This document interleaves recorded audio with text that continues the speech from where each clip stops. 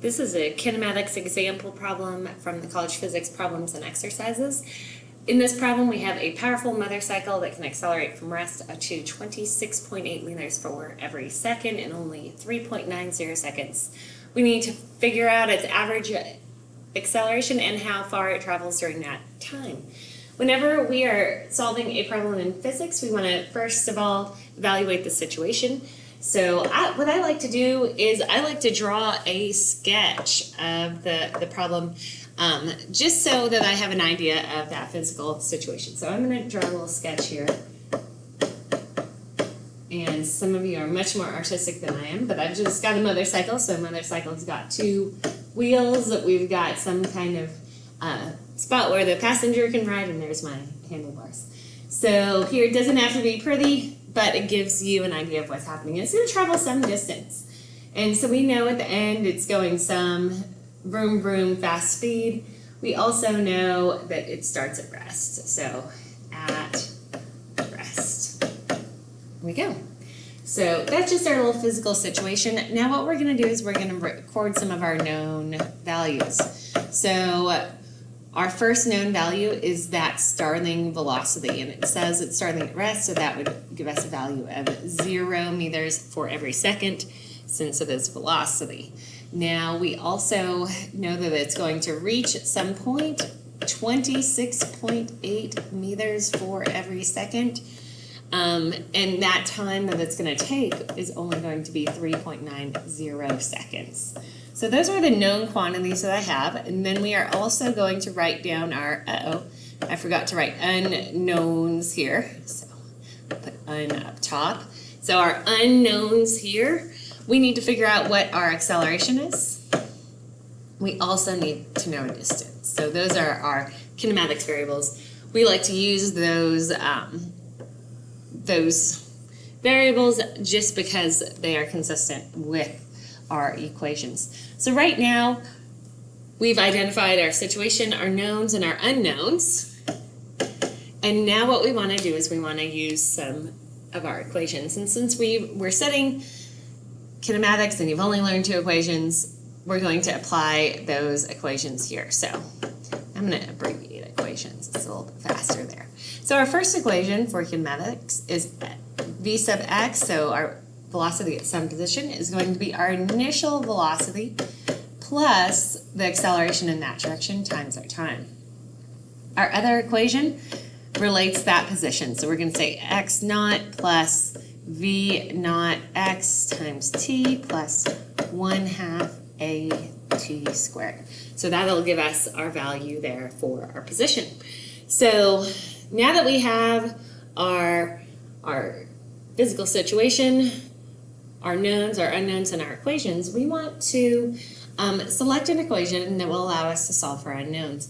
And you see that that first equation will allow us to solve for our a sub x. So I'm going to go ahead and write that equation down here. I'm going to write the whole thing out too.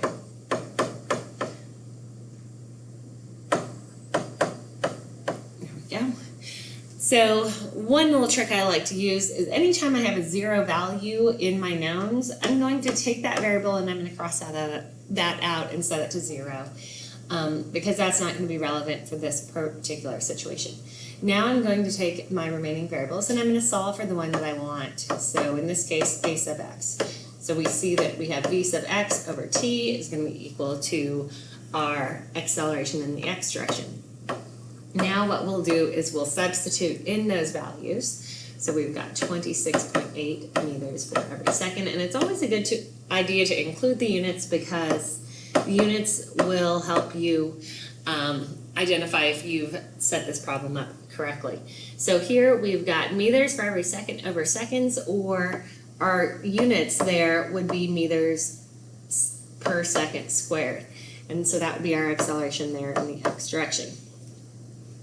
Now we're going to take our calculator, we're going to type that in, and we see that the value there is 6.87 meters for every second squared. And we've got some more decimals after that, but we could talk about 3 sig figs, and we're going to keep that 3 sig figs there. Now sometimes in these problems, actually most often times, you're going to have to use the information that you solve for in one part to solve the second part. Or you may also find that solving the second part is easier to do than the first part, so you may have to go out of order. And I am going to label these different sections just because that is always a good practice. Now for the next part, we want to solve for our travel. So how far it travels during this time. So we're going to use the second equation because we know that this is going to give us our change in position. AT squared. Don't forget that squared. That's always a little tricky one. Again, we're going to cross off the ones that are 0, so this one for sure. Now I am going to set my starting point at 0 so that this becomes 0 as well.